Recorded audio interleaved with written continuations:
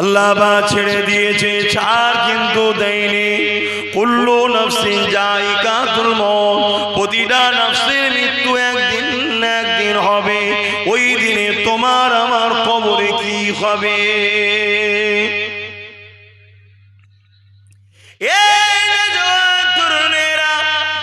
তোমাকে আমাকে তো সবাই মিনহা খালাকনাকুম ওয়া ফিহা নুঈদুকুম ওয়া মিনহা নুখরিজুকুম তারাতান উখরা বলে মুঠো মুঠো মাটি দিয়ে কবরে দিয়ে আসবে।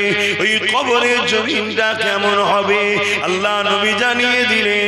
এই দুনিয়ার জমিনের উপরে যারা আল্লাহ পাকের দাসত্ব করেছে, আল্লাহ ছাড়া অন্য কারো কাছে মাথা নত করেনি, আল্লাহ ছাড়া অন্য কাউকে খালিক রব বলে মানেনি, আল্লাহ ছাড়া অন্য কারো ইবাদত বন্দেগী করেনি, রাসূলুল্লাহ সুন্নাতে জীবন করেছে, জমিনের উপরে শান্তি প্রতিষ্ঠিতর জন্য লড়াই করেছে, নিজের অর্থ দিয়ে, সময় দিয়ে, বুদ্ধি দিয়ে, শরীর দিয়ে, জান মাল দিয়ে এই সমাজের গরিবের পাশে দাঁড়িয়েছে, এতিমের পাশে দাঁড়িয়েছে, বিধবার মর্যাদা দিয়েছে, বড়দেরকে সম্মান দিয়েছে, ছোটদেরকে স্নেহ করেছে, মা বাপকে পেয়ার করেছে, গ্রামকে নেশা মুক্ত করেছে, জুয়া জেনা ব্যভিচারীদের সমাজকে মুক্ত করেছে, অন্যায়ের বিরুদ্ধে সংগ্রাম করে ন্যায়কে প্রতিষ্ঠিত করেছে। এই রকম মানুষ যখন কবরের জমিনে যাবে, ওর কবরকে আল্লাহ জান্নাতের বাগান বানিয়ে দেবে। আরো জোরে বলুন সুবহান। এর উল্টোটা যদি হয়, বড়দেরকে সম্মান করেনি, মা বাপকে পেয়ার করেনি, আল্লাহ দাসত্ব করেনি, গান বাজনা জেনা ব্যভিচার সুদ মদ খেয়ে বেরিয়েছে, এবং যারা অন্যায়কারী তাদের সঙ্গে দল করেছে, তাদের পিছনে ঘুরে বেরিয়েছে, তাদের হয়ে গরিবকে লুটেছে, গরিবদের ওপরে অত্যাচার জুলুম করেছে। এ আমার যুবক, নিঃশ্বাস যদি এক্ষুনি পুড়িয়ে যায়, সন্ধ্যার পরে মাটি হয়ে যাবে, কি শাহবাগ মাটি হয়ে যাবে। ওই কবরের জমিনে আল্লাহ জাহান্নামের গর্ত করে দেবে। সেদিন তোমার আমার পাশে কেউ দাঁড়াবে না। শুনছো আমার ভাইগুলো?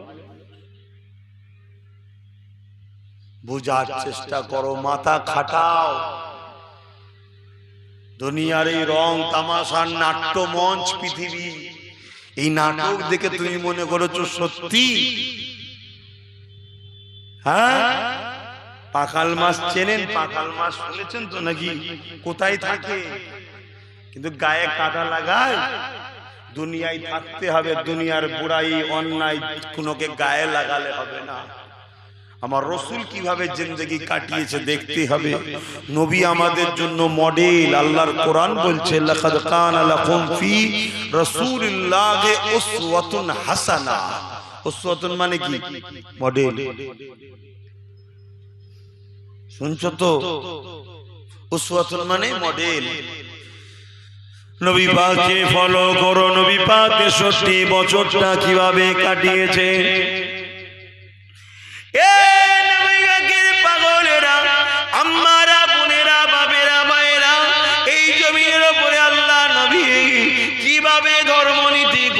সেইভাবে করো। আল্লাহ নবী কিভাবে দাসত্ব করেছে দেখো, ওইভাবে দাসত্ব করো।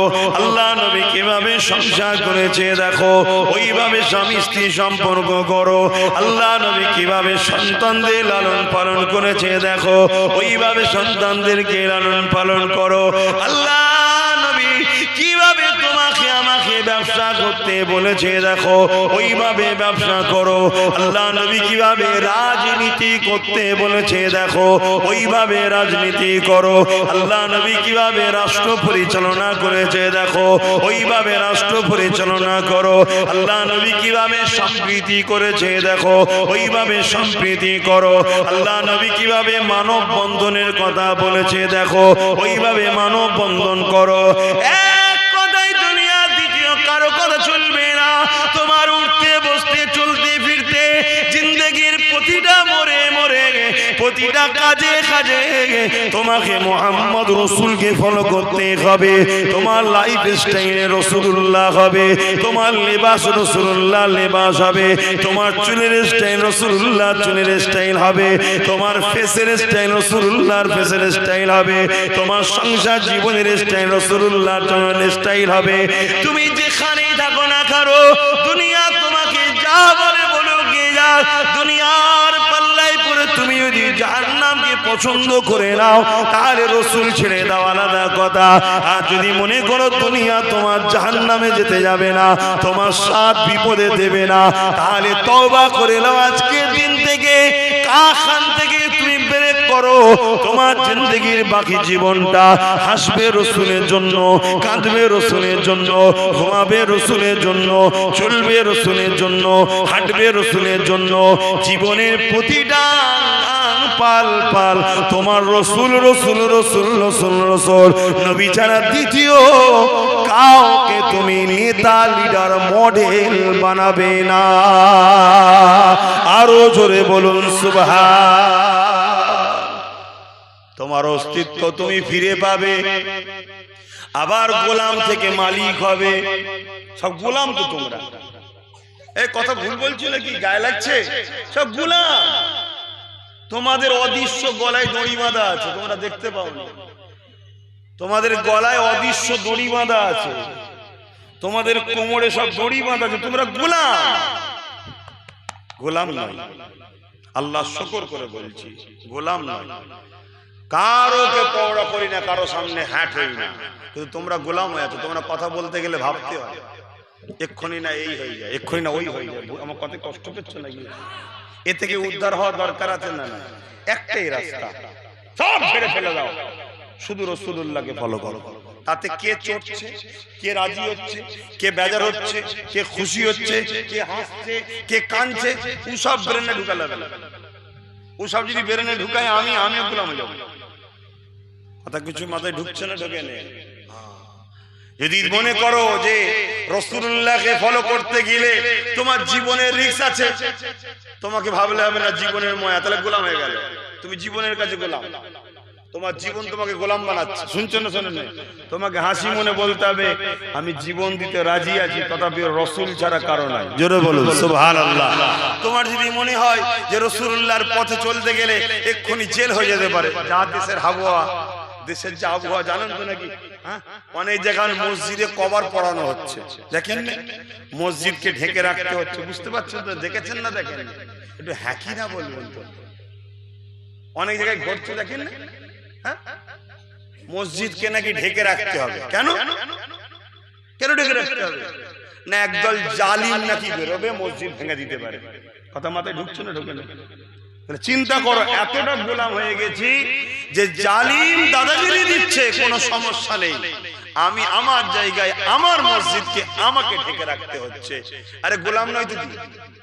গোলাম বলেই তো মেনে নিতে হচ্ছে। আর গোলাম যদি না হতো, একটাই আওয়াজ বেরোতো, একটাই কথা বেরোতো, মসজিদে আজানের টাইমে আজান হবে, নামাজের টাইমে নামাজ হবে, মসজিদ খোলা থাকবে। কারো যদি মসজিদ দেখে বুকে ব্যথা হয়, সে চোখে পর্দা করে লিখ, মসজিদ মসজিদের জায়গায় থাকবে। জোরে বলুন সুবহানাল্লাহ। কিন্তু কপাল ফাটা, আমরা গোলাম হয়ে গেছি।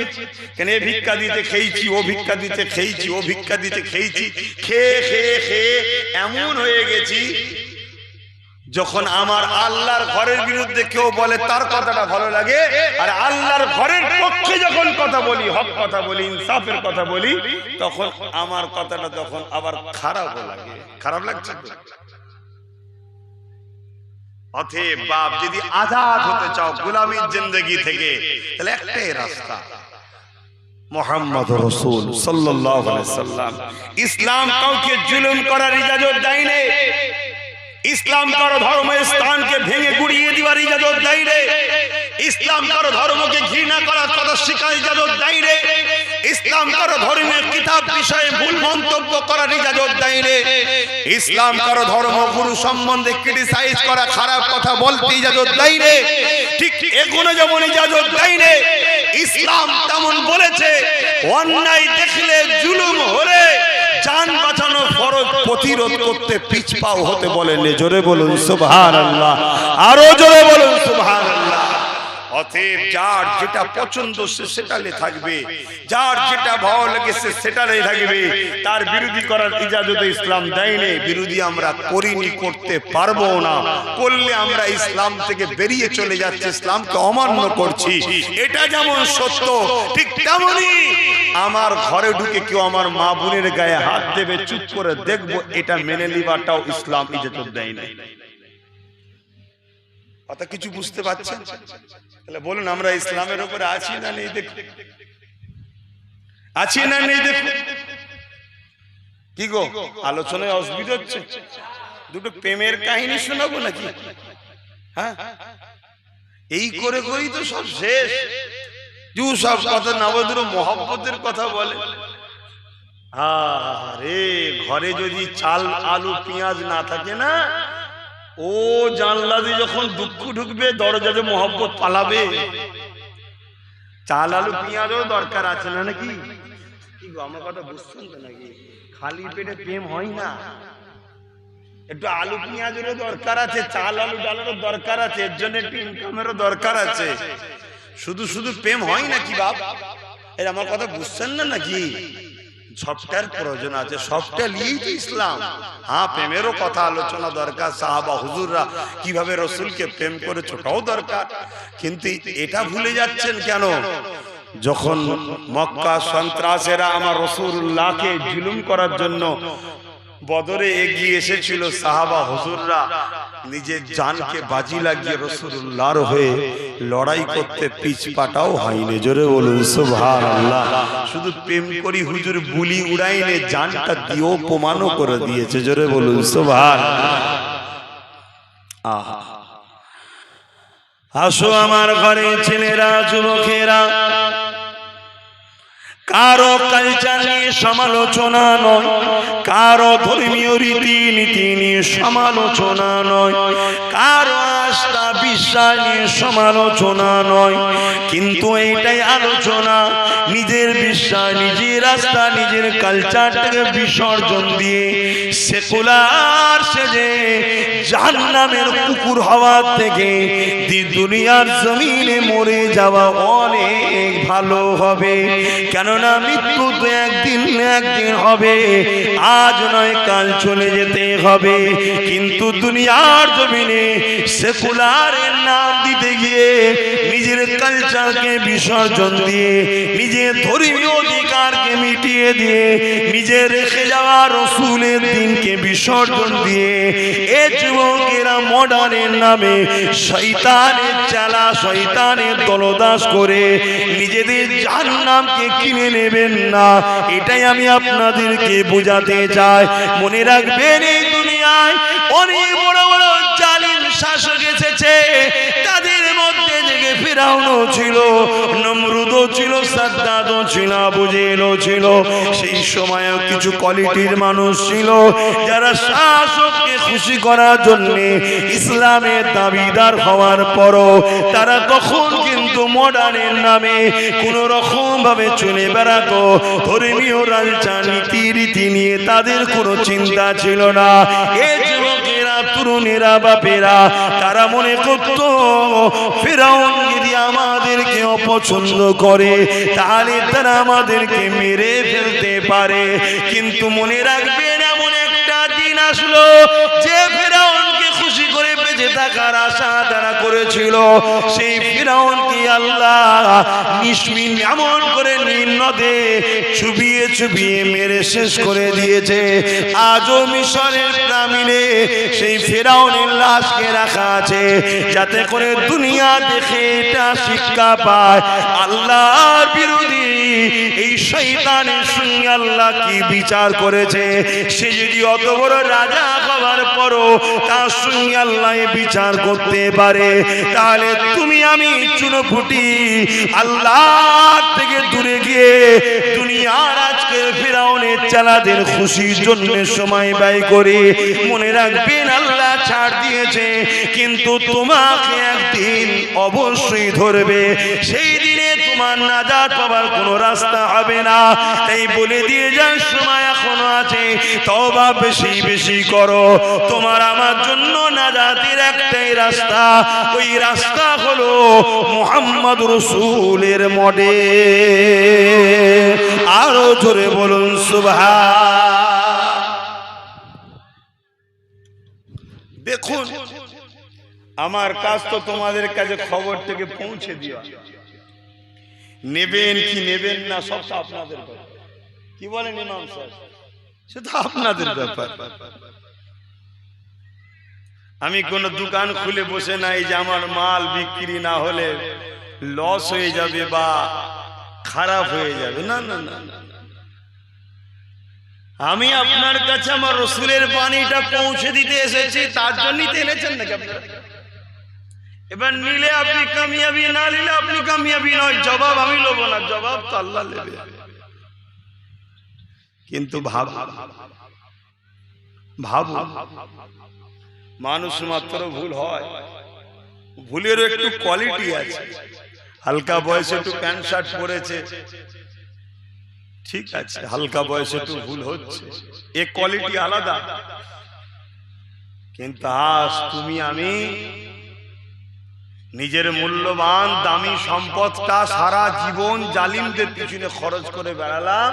আজকে বেরিয়ে বেরিয়ে বেরিয়ে জালিমরা ওপরে ওপরে মারপিট করে, ভেতরে ভেতরে সব সেটিং আছে, এমন একটা জায়গায় আমাদেরকে পৌঁছে দিয়েছে যে আজকে আমার আল্লাহর ঘরকে ঢেকে রাখতে হচ্ছে।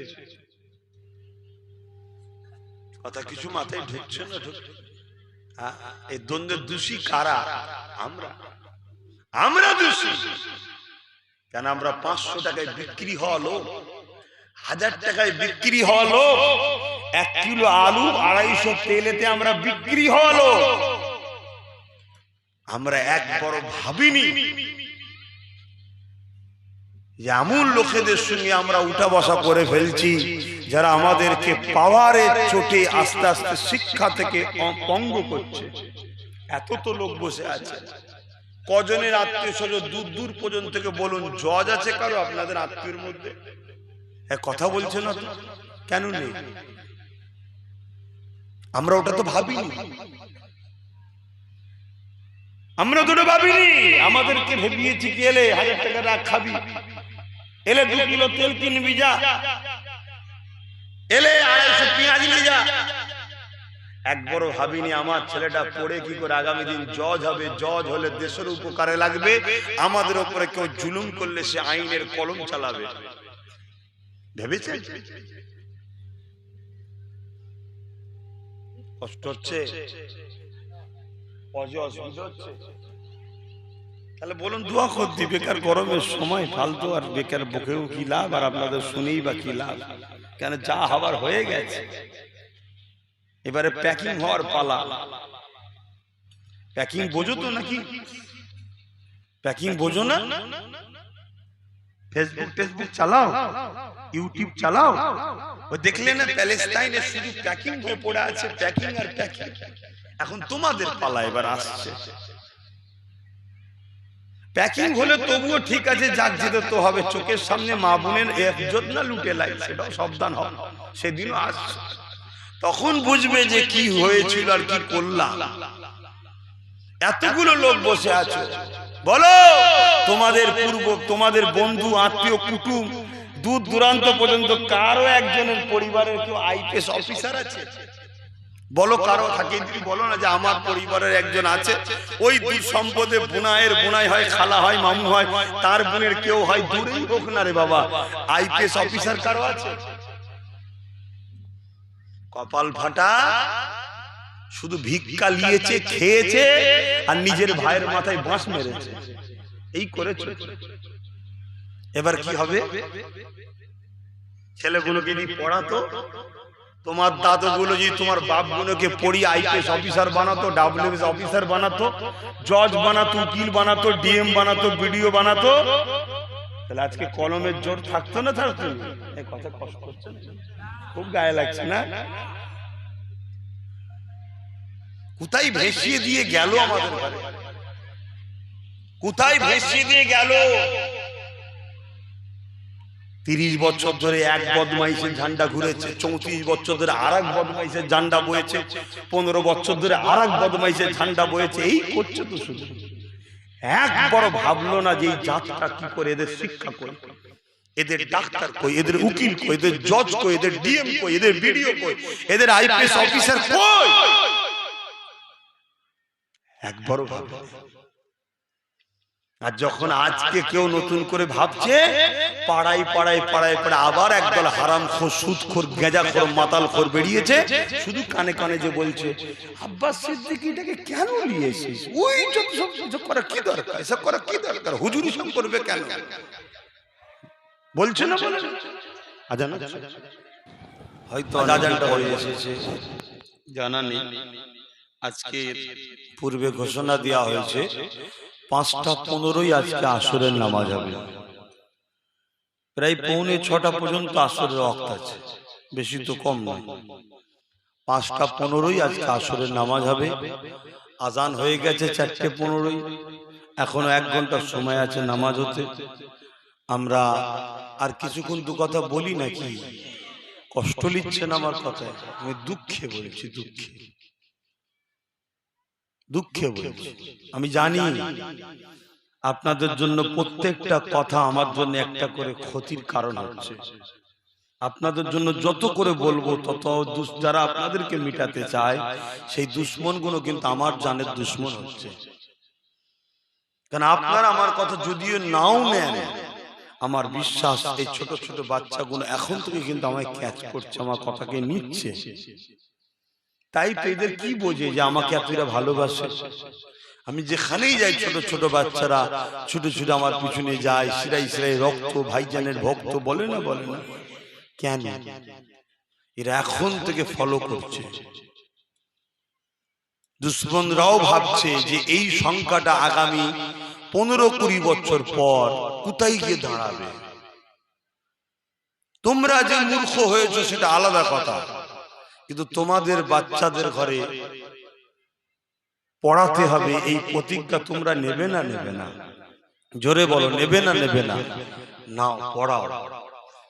যদিও তোমরা না চাও, হাজারো লাখো ছেলে কিন্তু পরিবর্তন হচ্ছে, তারা নিয়ত করছে তাদের বাচ্চাদের পড়াবে। ডাক্তার বানাও, উকিল বানাও, জজ বানাও, ডিএম বানাও, আইপিএস অফিসার বানাও, ডব্লিউবিএস অফিসার বানাও, যেগুলো দেশেরও কল্যাণ হবে। আর যদিও কেউ তোমার উপরে জুলুম করে, কলমের জোরে তাকে সাইজ করে দেওয়া যাবে। কথা কিছু মাথায় ঢুকছে? কেন এ দেশ তোমার পাশে আছে। হয়তো 2-4টে বদমাইশ, জুলুম অত্যাচারকারী তোমার উপরে জুলুম করছে। এই জুলুমের জন্য দেশ দোষী নয়, তুমি দোষী। কেন তুমি দোষী? তোমার হাতে কলম নাই, তাই জালিম জুলুম করতে পারছে না। দেশ তোমাকে পাওয়ার দিয়েছে, একটা কলমের খোঁচা দে, আমি ওকে সাইজ করে দেবো, কিন্তু তোমার ক্ষমতা নাই। দ্বিতীয়, তোমার দোষ কি?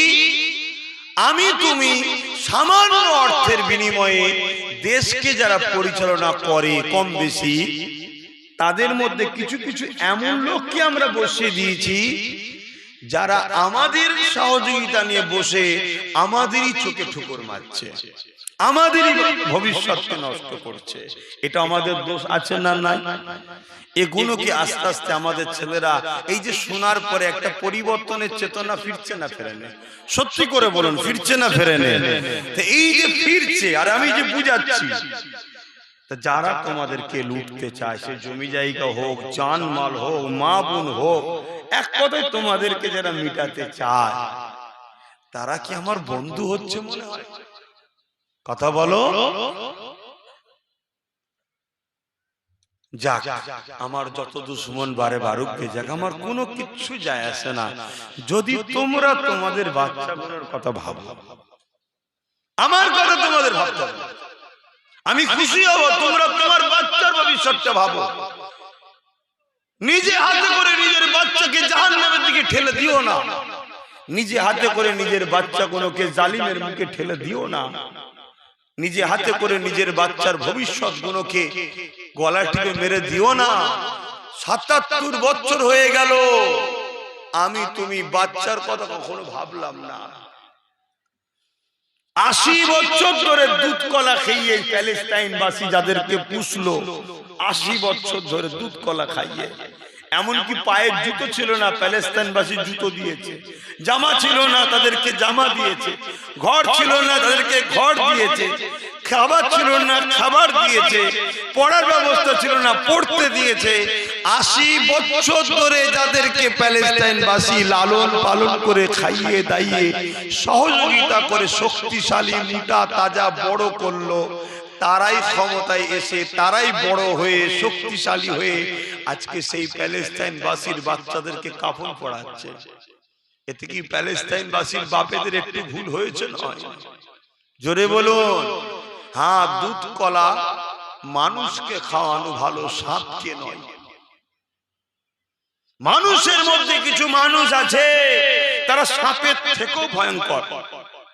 আছে না? না, সাপ কামড়ালে বিষ হবে, যদি সে জানা থাকে সঙ্গে সঙ্গে ওই জায়গাটা যদি বেঁধে ফেলার একটু করে বেশি করে কেটে রক্ত বার করতে পারে, বা ওই সাপ কামড়েছে সেই যদি তার অ্যান্টি ওষুধ দেয়, ৯৯% আজকে আমার দেশ সাকসেসফুল, বাঁচার রাস্তা আছে। কিন্তু মানুষের মধ্যে কিছু মানুষ আছে, ওর বিষ যদি কানে চলে যায়, ও বিষ কানে দেয়। কানে বোঝেন তো নাকি? হ্যাঁ, কানে বোঝেন না? বোঝেন না? কানে কানে বিষ দেওয়া হচ্ছে, আর ওই বিষটা সম্পূর্ণ তোমাদের বিরুদ্ধে, তোমাদেরকে নির্মূল করার বিষ দেওয়া হচ্ছে কানে কানে। তোমার হুঁশ নাই, কারা দিচ্ছে? গতকালকে যারা সেকুলারের নামে তোমাদেরই দাদা দিদি ছিল, যাদের পিছনে তোমরা ঘুরেছিলে, আর তারা বলেছিল হাত মুঠো করে তারাও তারাও, তারাই আজকে সব ঝুপঝাপ লাভ মারছে। বুঝতে পারছেন না? পারেননি? এখনো যাদেরকে তোমরা আপন মনে করছো, কোরআন বলছে তারা তোমাদের আপন নয়। তুমি যদি তোমার মালিকের কথাকে অবিশ্বাস করে লাপালাপি করতে যাও, তোমার কপালে বিপদ আছে না? না বলবো না থাকবে? এটা কি আমার ডিউটি নয়? বলো, ডিউটি নয়? তোমার রক্তের ভাইয়ের থেকে তোমার কাছে আপন আমি, কেন তোমার সঙ্গে আমার সম্পর্ক ঈমানের। রক্ত সম্পর্ক এক বিঘা জমির জন্য মারপিট হয়, আর ঈমানের সম্পর্ক হাত ধরে জান্নাতে নিয়ে যায়। জোরে বলুন সুবহানাল্লাহ। যদি বিশ্বাস রাখো তাহলে আমার একটা কথা শোনো, এই জায়গা থেকে রুকে যাও, ঘরে বসো একা, ঠান্ডা মাথায় দীর্ঘক্ষণ ভাবো, ভেবে চিনতে দেখো তোমার মন তোমায় কি উত্তর দিচ্ছে, এবং তুমি তোমার মালিককে বলো যে ভুল আমি করেছি, সঠিক রাস্তা আমায় দেখা। একদিন বলো, দুদিন বলো, একদিন দেখবে তোমার মন তোমাকে সাক্ষী দিয়ে গাওয়া দেবে যে রাস্তা তোর ভুল ছিল, এই রাস্তায় চল। আশা করছি তোমার মন সেই রাস্তায় দেখাবে যে রাস্তা আমি তোমায় দেখাচ্ছি। নাও কথাটা, নাও। তাতে তোমার চলার পথ এখন 10 জন, 10 জনই চলো। দুদিন পর আর 5 জন আসবে, 15 জন হবে।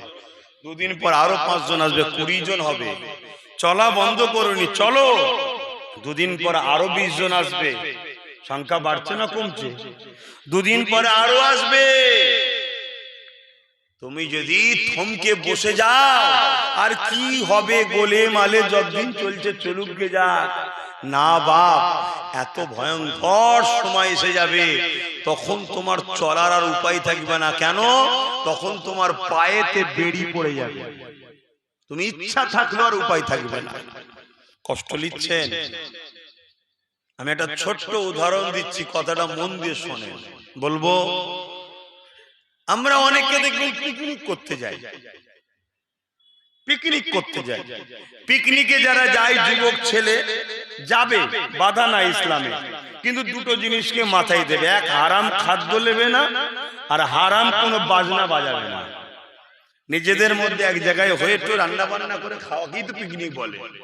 একটু গাছতলায় কোনো বাগানে বন্ধুরা সব 10 জন 12 জন মিলে করলে একটু রান্না বান্না করে খেলে অসুবিধে নেই, কিন্তু সেখানে হারাম খাদ্য যেন না থাকে এক, আর দ্বিতীয় নম্বর হারাম মিউজিক বাজনা না থাকে।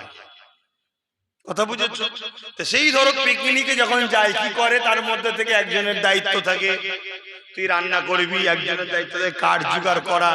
তা কাঠ জোগাড় করে পাত্র দিয়ে আগুন ধরিয়েছে, পাত্রে পানি দিয়েছে, কেন? পাত্রটা গরম হোক, তেজপাতা দিয়েছে, লবঙ্গ দিয়েছে, তারপরে চাল দেবে, একটু খুশকা পোলাও করবে ধরো। কথা বুঝে আসছে? তা যখন পানি দিয়েছে আর পাত্রে এলাচ তেজপাতা দিয়ে চুলোতে বসিয়ে দিয়েছে, পানি কি সঙ্গে সঙ্গেই গরম হয়ে যাবে? পানি তো ঠান্ডা। আর ও বেচারি ভাবছে একটু পেঁয়াজ গুলো কেটে নি, আলু টালু গুলো ছিলে নি, আর এই পাশ দিয়ে একটা ব্যাঙ মশাই ঘুরছিল, সে লাপাতে লাপাতে গিয়ে এখন হাড়ির ভেতরে যখন গেছে, ব্যাঙ কি পাচ্ছে ভাই বলুন? ঠান্ডা পানি, তাই তো নাকি? এই তো সবই দিয়েছে ঠান্ডা পানি। ঠান্ডা পানি পেলে ব্যাঙ কি করে?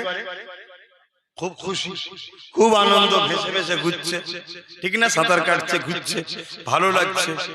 2-5 মিনিট যাবার পর কি হচ্ছে? পানিটা হালকা গরম, হালকা গরম। ব্যাঙ কিন্তু বুঝতে পেরেছে পানির আবহাওয়া যেন গরম গরম লাগছে, গরম গরম লাগছে। কিন্তু ব্যাঙ ভাবছে আরে এ যা গরম আছে ও ঠিকই আছে, পানি তো রয়েছে না, আর একটু সাঁতার কাটি, একটু গরম হয়েছে তো কি হয়েছে, একটু সাঁতার কাটি। আর একটু গরম বাড়ছে, ও তখনও ভাবছে যে ঠিক আছে গরম আটটু নাই হয়েছে, গায়ে তো সয়ে যাচ্ছে, এত সুন্দর পানি ছেড়ে চলে যাব, একটু সাঁতার কাটি। এই ভাবতে ভাবতে ভাবতে ভাবতে পানি এখন খুব গরম হয়ে গেছে। এবারে ওর মন যাচ্ছে, খুব ভালো করে শুনবেন, এবারে মন যাচ্ছে যে আমি এই পানি থেকে বেরোতে হবে, নাই মরে যাব। এই পানি থেকে বেরোতে হবে, না হয় মরে যাব। কিন্তু এই ব্যাঙ আর বেরোতে পারছে না, কেন? গরম জিনিসটা এমন মানুষের এনার্জিকে লস করে, তাই গরমকালে নুন পানি খেতে হয়, স্যালাইন পানি খেতে হয়। কেন? এই গরমে আস্তে আস্তে আমাদের শরীরের যে এনার্জি বুস্টার থাকে সেটাকে অফ করে কমিয়ে দেয়। কথা বুঝে আসছে? তাই গরম পানি আস্তে আস্তে লেগেছে ঠিকই, কিন্তু ওর যে এনার্জি ক্ষমতা ছিল সেটাকে পানি গ্রাস করে নিয়েছে, লুটে নিয়ে চুষে নিয়েছে। ও এখন লাফ মারতে চাইছে, বেরোতে চাইছে, পালাতে চাইছে, বাঁচতে চাইছে, কিন্তু আর বেরোতে পারল না, মারা গেল। বলুন তো আমার যুব সমাজ, ব্যাঙটা মারা যাবার পিছনে কারণটা কি? বলুন। গরম পানি? ব্যাঙটা মারা যাবার কারণ ভুল তো মানুষেরই হয় ভাই, ভুলটাও কারণ নয়। ব্যাঙটার মারা যাবার কারণ হচ্ছে একটাই, সঠিক সময় সঠিক সিদ্ধান্ত না নেওয়ার জন্য। যখন প্রথমেই হালকা গরম নিয়েছিল তখনই ব্যাঙটার বুঝে নেওয়া দরকার ছিল এটা পানি হতে পারে, কিন্তু এটা আমার জন্য নয়। তখনই যদি লাভ মেরে বেরিয়ে যেত, আজকে বেঁচে যেত না, যেত না। তা আমাদেরও প্রথম ভাবা দরকার ছিল, আমাদেরও ভাবা দরকার 200, 500, 1000, 5000 ঠিক আছে, খেচ্ছ, খুব ভালো লাগছে। যখন হালকা টাচ পেচ্ছ, যে রে বাবা এ তো সেটিং এর মধ্যে চলছে মনে হয়, তখনই যদি আমরা না ভাবি, এই ভাবতে ভাবতে ভাবতে ভাবতে একদিন দেখবেন, ভাববেন যে হ্যাঁ এবার পালানো দরকার, তখন কিন্তু আর বেরোবার রাস্তা। তো সঠিক সময় সঠিক সিদ্ধান্ত নাও। যে পরিস্থিতি মহল তো গরম গরম লাগছে, ভালো লাগছে না তো, হ্যাঁ তুমি ভাবছো না চলছে তো, ওই তো আলু এসে গেছে, ওই তো পেঁয়াজ এসে গেছে, ওই তো তেরপল এসে গেছে, ওই তো চাল এসে গেছে, হ্যাঁ খুব ভালো লাগছে না, খাচ্ছ দাচ্ছ, ঘুরছো ফিরছো, আবহাওয়া গরম হচ্ছে না? কথা বলো, একটু একটু হলেও গরম বুঝতে পারছো না? পারোনি? যদি বুঝতে পারো সঠিক সময় সঠিক সিদ্ধান্ত নাও, এইভাবে না থেকে দ্রুত এইভাবে হও। কথা কিছু মাথায় ঢুকছে না? ঢোকে নেই? হ্যাঁ এরকম হয়। আর না হয় খুব কঠিন দুর্দশা আসছে। মুসলিম গরিব হওয়ার জন্য ডবল অত্যাচার, আর অন্য ধর্মের গরিব হওয়ার জন্য একটা অত্যাচার। তোমার জন্য দুটো মার, অন্য জনের জন্য যে কোনো ধর্মের গরিব হওয়ার জন্য সেরও মার খাবে, একটা মার। সে মার খাবে কেন? গরিব হওয়ার জন্য। আর তুমি মার খাবে কেন? একদিকে গরিব আর একদিকে ইসলামের অনুসারী, তাই দুদিকে মার খাবে। কথা কিছু বুঝে আসছে? কেন ইতিহাস বলছে যুগে যুগে গরিবদের উপরে সবাই জুলুম করেছে, সে খ্রিস্টান হোক, ইহুদি হোক, আর যেই হোক, মুসলমান হোক, ওদের উপরে যেমন ধর্মের জন্য একটা জুলুম থাকবে, গরিব হওয়ার জন্য কিন্তু অন্য ধর্মের মানুষের উপরও জুলুম যুগে যুগে হয়ে আসছে। তাই আমি বলবো আমার রাসূলুল্লাহকে অনুসরণ করেন, ফিরে আসেন, নিজের রাস্তায় নিজে উঠুন, একটু নিজের আপনকে চিনুন, দুশ্মনকে চিনুন, না হয় ঠকতে হবে। মুসলমান ঘরে ছেলে মেয়েরা, তরুণেরা, এ নবী পাকের প্রেমিকেরা, আল্লাহ নবী 1000 বছর আগে বলে গেলেন, হে আমার উম্মতেরা, আমি রাসূলুল্লাহ চলে যাচ্ছি, তোমাদের কাছে 3টে জিনিস রেখে যাচ্ছি। প্রথম নম্বর হলো কিতাবুল্লাহ, দ্বিতীয় নম্বর হলো সুন্নাতে রাসূলি, 3 নম্বর হলো আহলে বাইতি। এই 3টেকে তোমরা মজবুত করে ধরো। যদি তোমরা ধরতে পারো, দুনিয়া তো তোমরা মুসিবতে বিপদে পড়বে না, আর আখিরাতে তোমাদের কোনো চিন্তা থাকবে না।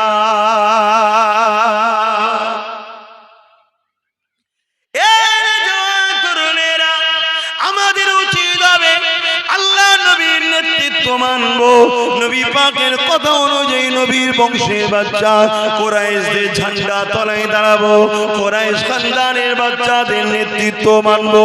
সে ধর্মীয় নেতৃত্ব হোক, সমাজের নেতৃত্ব হোক, রাজনীতির নেতৃত্ব হোক, আমরা রাসূলুল্লাহর কথা অনুযায়ী কুরাইশ বংশের বাচ্চা ঝান্ডা তলায় দাঁড়াবো, অন্য কোনো দিকে আমরা যাব না।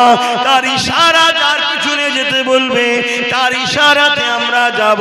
দ্বিতীয় নম্বর হলো সুন্নাতে রাসূলি, আমি নবী আমার সুন্নাতকে তোমরা ধরো, রাসূলুল্লাহ সুন্নাতে সংসার করব, রাসূলুল্লাহ সুন্নাতে কারবার করব, রাসূলুল্লাহ সুন্নাত অনুযায়ী নিজে জীবন কাটাবো। এবং তুমি আমি আল্লাহর কোরআনের বিধান অনুযায়ী জীবন কাটাবো। যদি তুমি আমি রাস্তা ধরতে পারি, এই দুনিয়ার যত বড় জালিম হোক না কেন, তোমাকে যারা মিটাতে চাইবে আমার আল্লাহ তাদেরকে মিটিয়ে দেবে। এবং দুনিয়ার সমস্ত মজলুম মানুষরা তোমাদের পাশে আসবে, তোমাদেরকে পিয়ার করবে, তোমাদেরকে বিশ্বাস করবে, তোমাদের কাছে তারা সাহারা চাইবে। অবশ্যই রাসূলুল্লাহ সুন্নাত অনুযায়ী তোমাদেরও দায়িত্ব হবে, সে যে কোনো ধর্মের হোক না কেন, তার ধর্মের বিবেচনা না করে মানুষ হিসাবে তাকে সাহারা দেওয়া, তার পাশে দাঁড়ানো, তাকে সেবা করা, তার মুখে হাসি ফোটানো, তাকে খুশিতে রাখা, তার অধিকার তাকে পাইয়ে দেওয়া, এরই নাম হলো ইসলাম। কারণ নবী আমার মদিনার জমিনে 10টা বছর ধরে রাষ্ট্রপ্রধান হয়েছিল, কিভাবে রাষ্ট্র চালাতে হয় আল্লাহ নবী শিক্ষা দিয়েছিলেন। নবী পাক যখন রাষ্ট্রপ্রধান হয়েছে, ওই মদিনার জমিনে ইহুদি ধর্মগুরু লোকেরা ছিল, খ্রিস্টান ধর্মের লোকেরা ছিল, মূর্তি পূজারীরা ছিল, আগুনের উপাসনাকারীরা ছিল। আল্লাহ নবী সবার সঙ্গে সমান আচার আচরণ করত। আল্লাহ নবী সবার সঙ্গে সমান ইনসাফ ব্যবস্থা করেছে। আল্লাহ নবী কাউকে ছোট বড় ভেদাভেদ করে না। কেন নবী আমার শিখিয়ে দিয়েছে, রাষ্ট্রপ্রধান যে হবে তার কাছে ধর্মকে কোনটা না দেখে রাষ্ট্রপ্রধানের দায়িত্ব তার জনগণকে সমানভাবে দেখতে হবে। আরো জোরে বলুন সুবহান।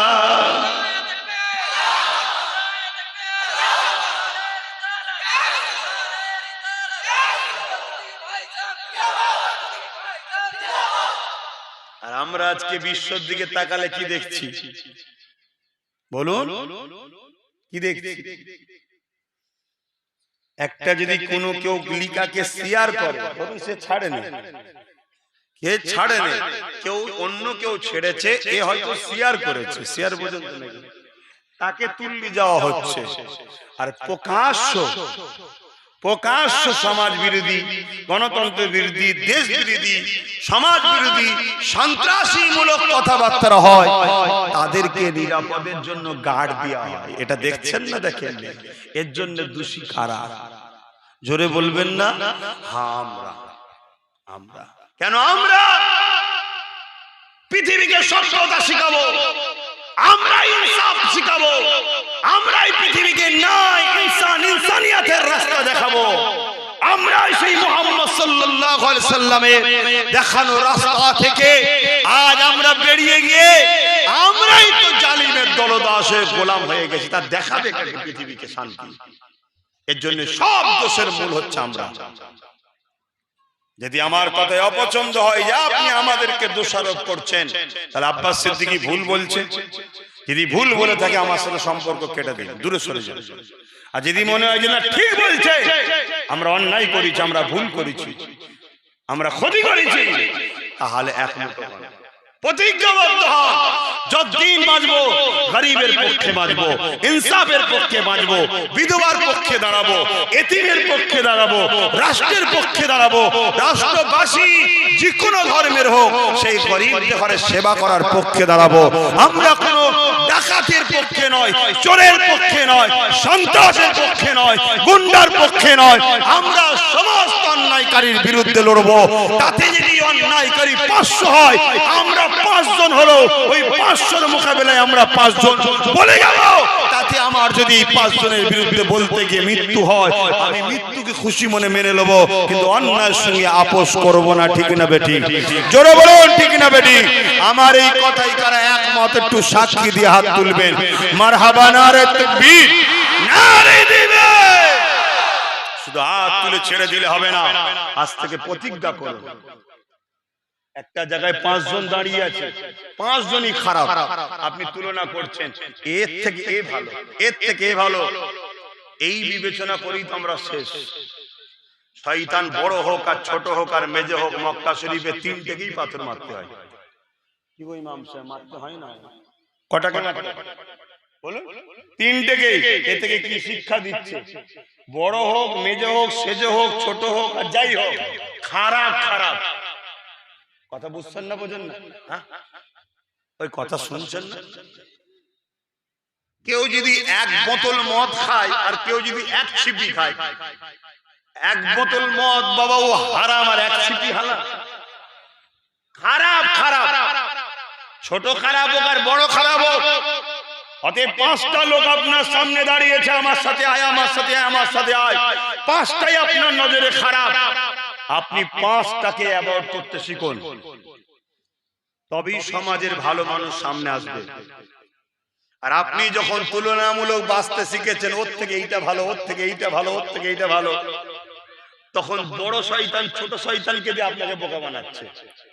এই আমাকে তো ঘৃণা করে, কমসে কম তোকে একটু ভালো বলছে, তুই এক কাজ কর, ওর সঙ্গে মিশে থাক, তুই ওদের সঙ্গে মিশে থাক, আমি মাঝে মাঝে এসে তোকে গাল দেবো, তুই মাঝে মাঝে আমায় গাল দিবি।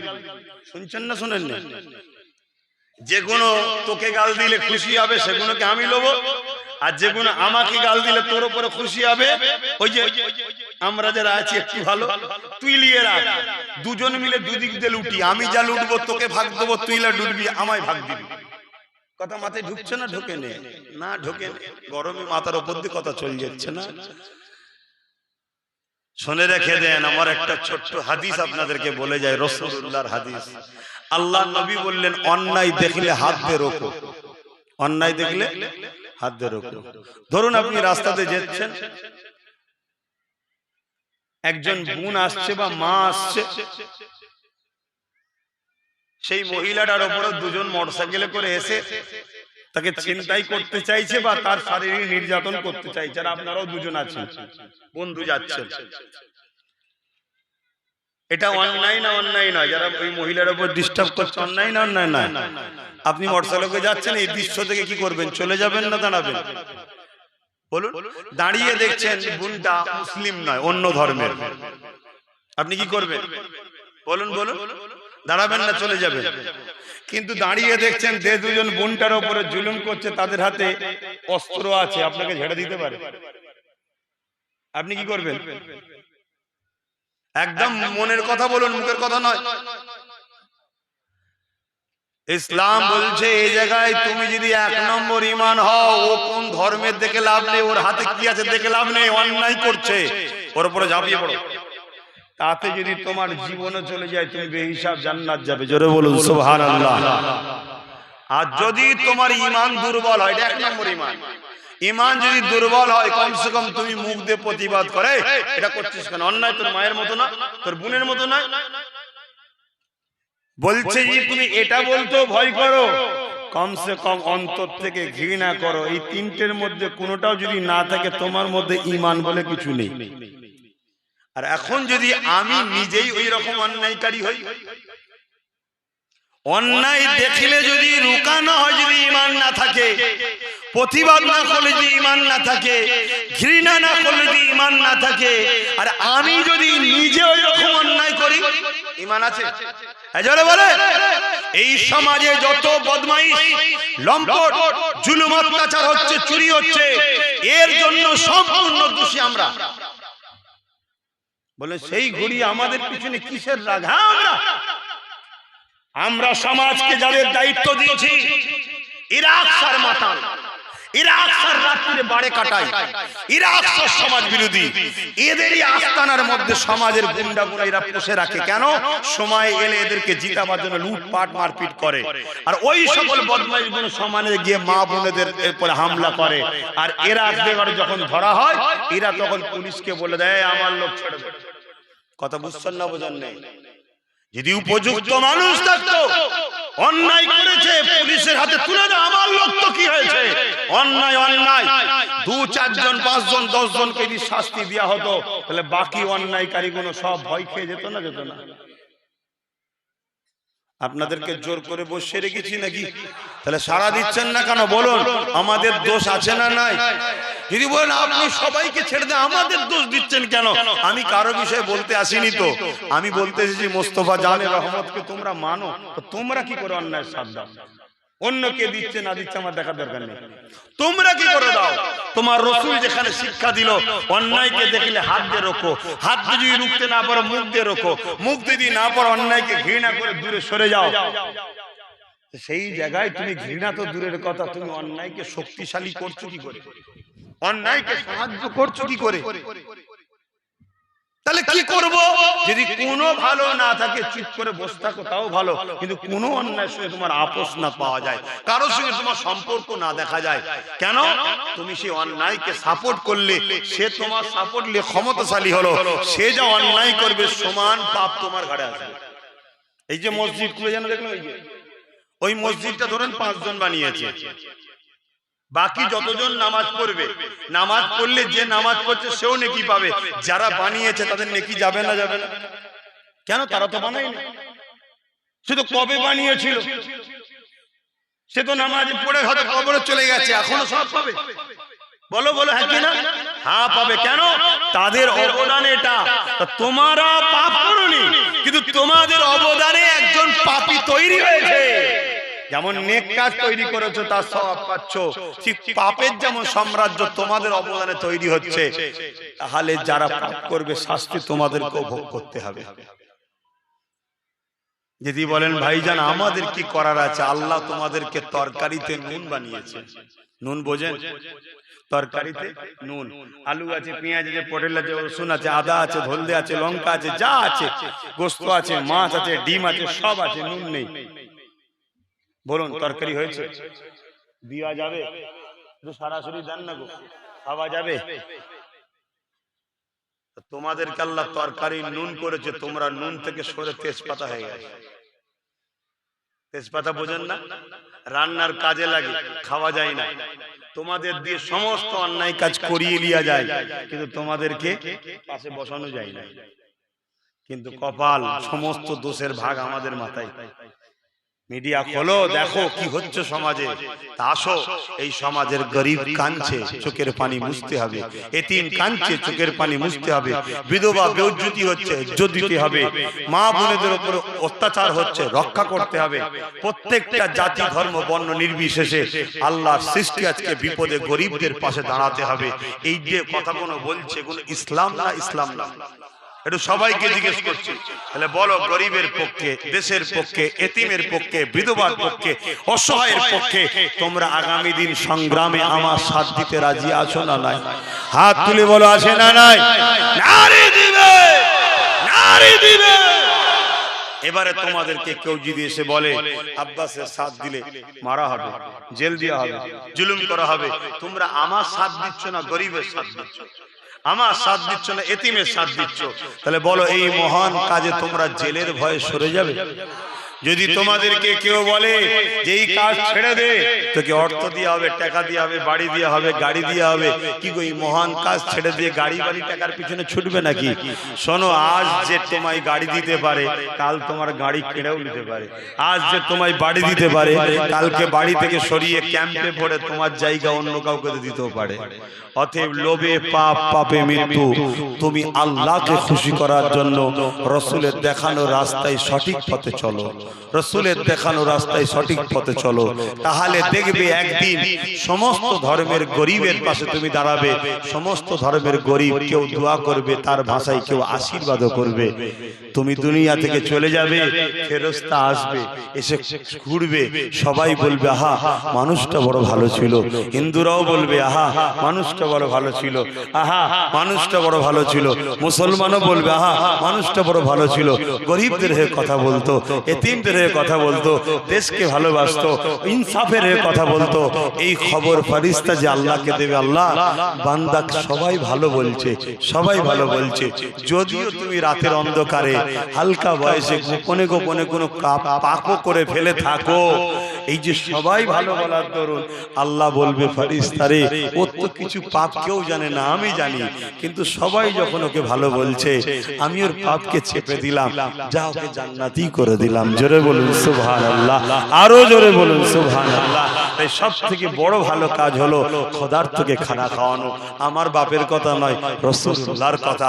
সে খোদার্থ মুসলিম হোক, হিন্দু হোক, আদিবাসী হোক, সাঁওতাল হোক, যেই হোক, তোমার ধর্ম দেখলে হবে না, মানুষ খোদার্থ খাওয়াও, সব থেকে ভালো কাজ ইসলাম এটা।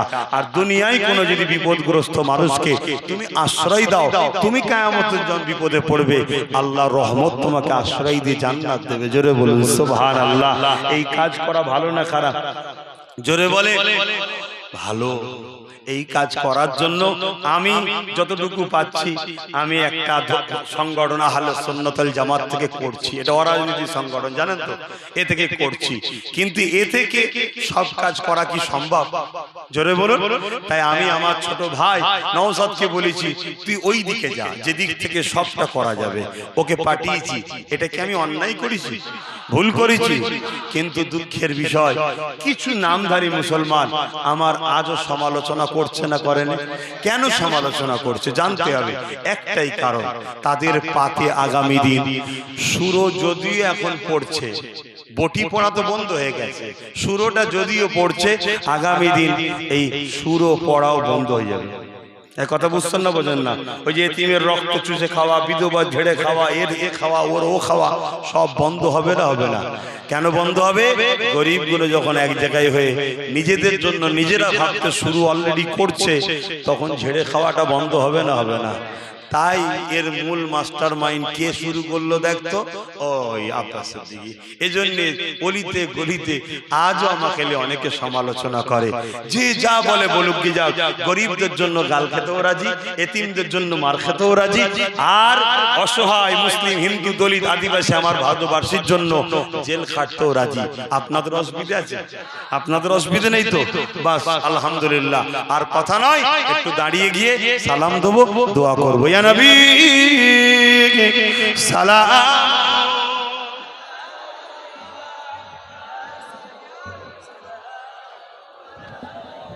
ও বাধা আছে।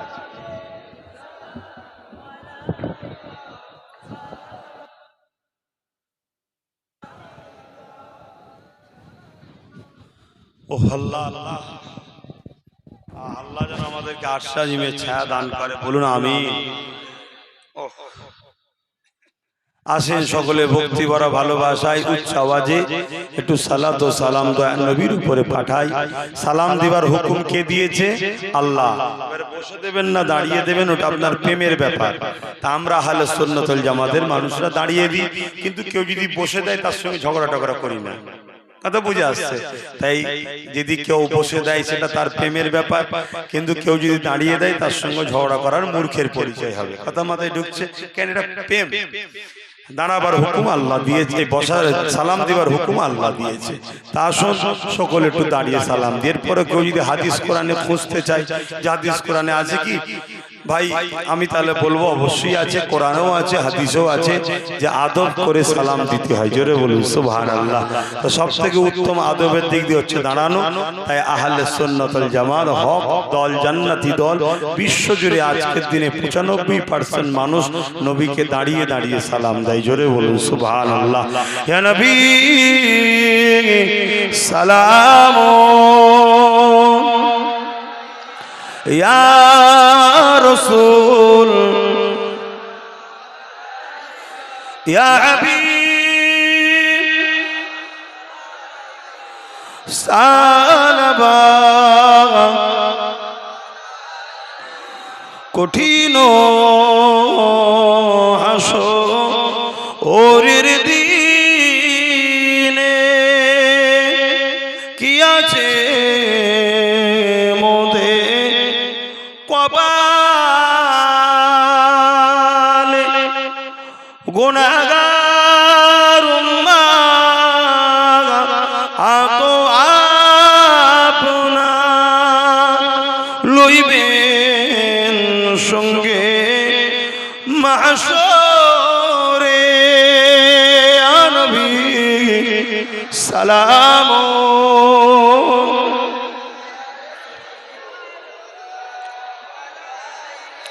ইয়া হাবিব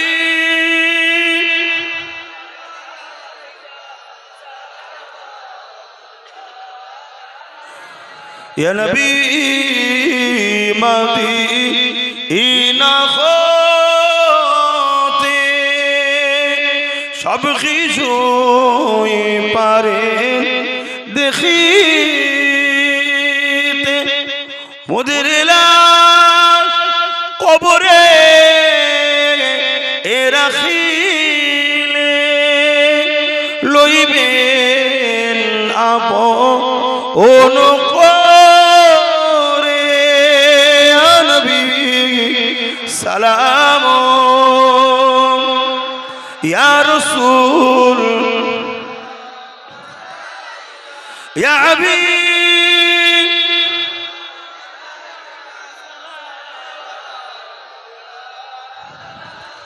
সকলে গায়ে গায়ে বসুন, নামাজের সময়ের দিকে যাচ্ছি, দোয়া হবে।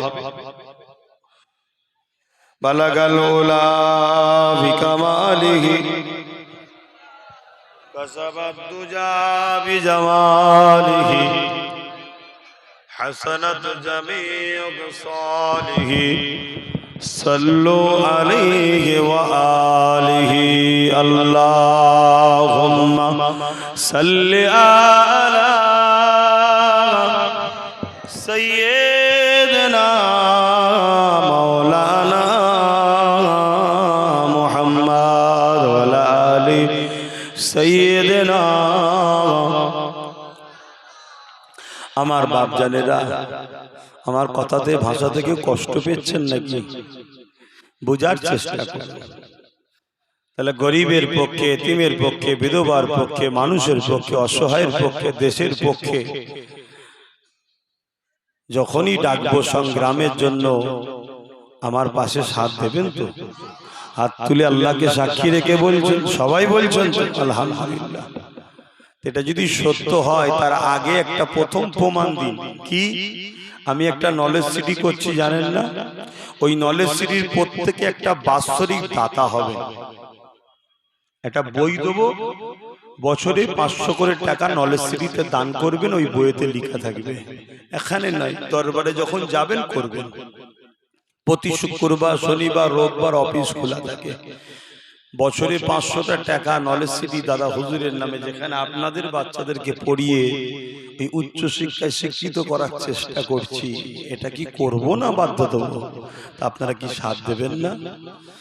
বছরে 500টা টাকা কি আজকের দিনে কোনো মূল্য আছে? বলুন, ভেবে দেখুন তো। আপনি আমার ওই বইয়েতে বছরে বছরে দেবেন, কমসে কম 10 বছর লেগে থাকুন। 10 বছরের মধ্যে ইনশাল্লাহ অনেক দূর চলে যাব। তখন আপনার ছেলেটাকেও তো নিয়ে যেতে পারেন হাত ধরে, যে ভাইজান আমার ছেলেটাকে একটু ভর্তি নেন। কি আপনার যদি একটা বই থাকে তার মানে আপনিও তো সহযোগিতা করেছেন, আপনার জন্য একটা আলাদা সুযোগ সুবিধা আমার দেওয়া দরকার আছে না নাই? যদি মনে হয় একটু সাথ দেবেন, প্রথমে এই কাজটা করুন। কেন লড়াইয়ের পক্ষে যেতে গেলে তো জানও চলে যেতে পারে। আপনারা জান দিতে প্রস্তুত আছেন, বছরে 500 টাকা দিয়ে নিজের বাচ্চার ভবিষ্যৎ তৈরি করার কারখানাটা তৈরি করবেন না? আমি নলেজ সিটি করছি জানেন তো আপনারা। বছরে প্রত্যেকে একটা করে বই করবেন। ফুরফুরা শরীফ আহলে সুন্নাত ওয়াল জামাতের আমার কেন্দ্র অফিস আমার বাড়ির সামনে। প্রতি শুক্র শনি রোব 3 দিন অফিস খোলা থাকে। অফিস টাইম সকাল 10টা থেকে বিকেল 4টে পর্যন্ত। দুপুরে 1 ঘন্টা নামাজের সময় বিরত থাকে। এই সময়ের মধ্যে গিয়ে আপনারা একটা বই করবেন, বলবেন আমি নলেজ সিটির বাৎসরিক 500 টাকার দাতা হব। তো দেখবেন 24, 25, 26, 27, 28 সব সাল দিয়ে আছে। 24 সালে দিলেন, আবার 25 সালে বইটা নিয়ে যাবেন, নিজে দেবেন। এবং আমি যখন নলেজ সিটির কোনো মানে আলোচনা মিটিং করব, কিভাবে আগামীতে কি করতে চাইছি না চাইছি, আপনাদের ওই দাতাদেরকে ফোন করে ডাকা হবে। ওই মিটিংয়ে যদি পারেন একটু যাবেন। কথা বুঝলেন? সেখানে একটা বুদ্ধি দেওয়া, পরামর্শ করা, আর কিভাবে আগানো যায়, কি করা যায় এরপরে এই আলোচনাটাও হবে। কি গো, মনে হচ্ছে আমার এই কথাটা বলা কি আপনাদের কষ্ট দিয়ে ফেললাম? দুটো হলেও তো ছেলে আমার এই কথা শোনার পরে সাথ দিতে পারে, ঠিক না বেটি? তাহলে এইভাবে যদি বাংলা লক্ষ লক্ষ মা আমায় ভালোবাসে, লক্ষ লক্ষ বাপ ভাই বোন ভালোবাসে, তা আগামী দিন বুঝাতে বুঝাতে এইভাবে যদি আমার মা গুনো, আমার বোন গুনো, আমার ভাই গুনো, বাপ গুনো যদি বইটা করে, তাহলে আগামী দিন ওখানে একটা জ্ঞানের শহর করে উঠতে পারে না পারে না? আপনি 2-10 বছর থাকলেই তো বুঝতে পারবেন যে হ্যাঁ হচ্ছে কি হয়নি। তবে একটা ঘোষণা দিয়ে যাব, 3, 4, 5 ছেলেদেরকে ভর্তি নেওয়া শুরু হচ্ছে। আপনারা সকলে ফোন করে যোগাযোগ করবেন। 3, 4, 5 তিনটে ক্লাস চালু হবে। 3, 4, 5 আমরা বড় ছেলেদের ঘরে এখন লিখছি না। যদি বলেন কেন, অনেক ডাক্তার আছে কসাইয়ের থেকেও খারাপ আছে না? না, ও সভ্যতা নেই, ভদ্রতা নেই, দয়াময়াও নাই। অনেক পুলিশ আছে কঠোর মন, নির্দোষ জানে, তারপরেও তার উপরে জুলুম অত্যাচার মারধরও করে। ওইরকম পুলিশে কি লাভ? মানুষের বদদুয়া পাবে, ছেলে পুলের উপরে বিমার আসবে, আছে না? না। তাহলে আমাদের বক্তব্য, ডাক্তার হোক, পুলিশ হোক, জজ হোক, উকিল হোক, অন্যায়ের যেন আশ্রয় না নেয়। এক যেমন শিক্ষিত হবে, আর একদিকে যেন মানব বন্ধন, মানবতাও থাকে, ঠিক না বেঠিক? তার জন্য আমরা ছোটবেলা থেকে বাচ্চাদেরকে মানুষ করে সবকিছু ট্রেনিংটা দিতে চাইছি, যাতে করে মানুষের উপরে দয়া ময়া আসে। আমাদের সমাজে অনেক স্কুল আছে, যেসব স্কুলে বোম বন্দুকের ট্রেনিং দেওয়া হয়, আগুনের ট্রেনিং দেওয়া হয়, হয় না? হয় না? বিশেষ বিশেষ বিশেষ গরিব সমাজের মানুষদের মধ্যে থেকে অনেককে মেরে দিবার প্ল্যান ছোটবেলা থেকে বাচ্চাদের বেলে দেওয়া হয়। আমরা ওখানে কি দেবো? আমরা ওখানে দেবো মানব বন্ধনের শিক্ষা দেবো, যাতে জাতি ধর্ম বর্ণ নির্বিশেষে সবাই একে অপরকে ভালোবেসে থাকতে পারে। এই শিক্ষা দেওয়া দরকার, ঠিক না বেঠিক? তো সেই জায়গায় কেন মনুষ্যত্ব যদি ধ্বংস হয়ে যায়, যে আগুন ধরবে, ওই আগুনে একদিন মানুষ পুড়ে শেষ হয়ে যাওয়ার পর আগুনের কাজ তো খাওয়া, তখন তাদের ঘরেই দেখবেন আবার পুড়িয়ে খাচ্ছে। তো যাক, আমি অধিকার বেশি যাচ্ছি না, নামাজের দিকে সময় চলে যাচ্ছে। তাহলে আপনারা আমার সাথ দেবেন বলেছেন, এটা প্রথম দিন। তারপরে আপনাদের ওই বই দেখে দেখে নাম আমার ওখানে জমা থাকবে খাতায়, দেখে দেখে ডাকা হবে, ডেকে আরো বিস্তারিত আলোচনা হবে। কথা কিছু মাথায় ঢুকছে? আরো অনেক কিছু আলোচনা হবে। ভালোবাসার কথা সব প্রকাশ্য বাজারে বলার নয়, কিছু কিছু কথা আছে গোপনে ঘরের ভেতরে একসাথে আলোচনা করতে হয়, ঠিক না বেঠিক? তো সেই জায়গায় আমি আশা রাখবো আপনারা নলেজ সিটিতে সবাই, প্রত্যেকটা আব্বার কাছে আমার অনুরোধ, প্রত্যেকটা মা বোনের কাছে অনুরোধ, ভাইয়ের কাছে অনুরোধ, তুমি তোমার নামে একটা বই করো। নলেজ সিটির বাৎসরিক দাতা বই, দাদা হুজুরের নামে নলেজ সিটি। আমি কত টাকা কত দিকে খরচ করছি, দান করছি, মোবাইলে রিচার্জ করছি, কত ফালতু টাকা উড়ে যাচ্ছে। বছরে 500 টাকা নিয়ে যাব, বইটা নিয়ে যাব, ফিল আপ করে দান করব। আমি পুরুপ তার, আমি দাদা হুজুরের নলেজ সিটির সঙ্গে জড়িয়ে আছি। আল্লাহ আমাদেরকে কবুল করে, বোন আল্লাহুম্মা আমিন। দ্বিতীয় কথা, এই মাহফিলটা হলো, আসলাম, দুটো কথা বললাম, আপনারা অখুশি হলেন। আমি একটা ছোট্ট তথ্য বলবো। আমরা বেশিরভাগ মানুষ অভাবী, তাই না?